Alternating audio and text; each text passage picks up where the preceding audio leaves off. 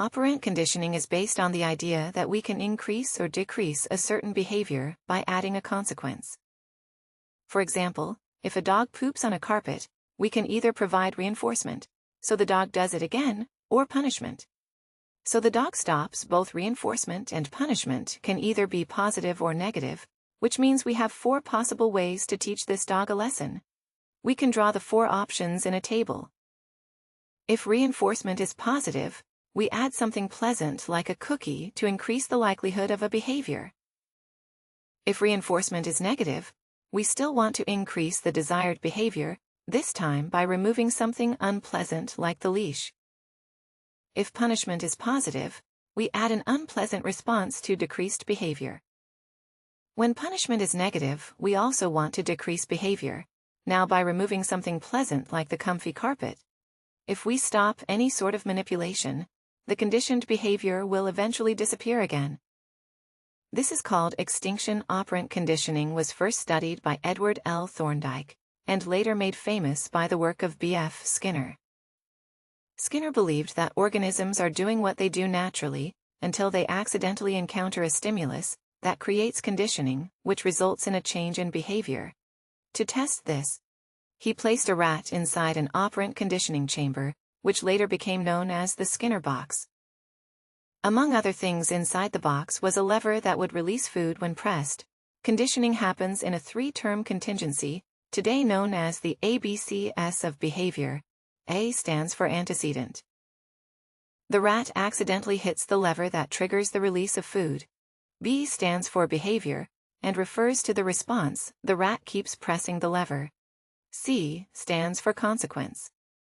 Food keeps coming out. The strength of the response to the conditioning depends on the schedule of reinforcement. If there is always food after pressing, the rat behaves predictably.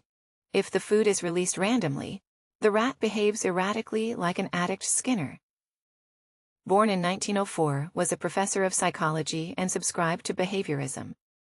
He argued that you can only study behavior that is visible, and anything happening only within the mind is either a misconception or irrelevant to science.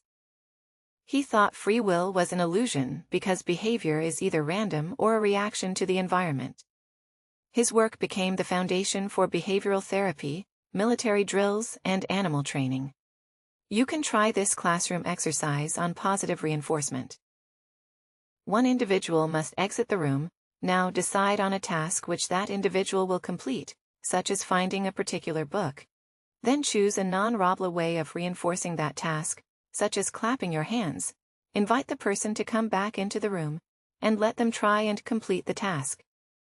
But don't give any instructions. Every time they are on the right track in regards to completing the task, clap your hands louder. If they move away from performing the task, reduce your applause or stop it entirely. Once the person understands what they are supposed to do, let them explain the task.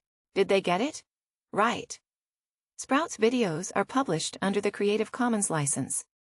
That means our videos are free and anyone can download, edit, and play them for personal use.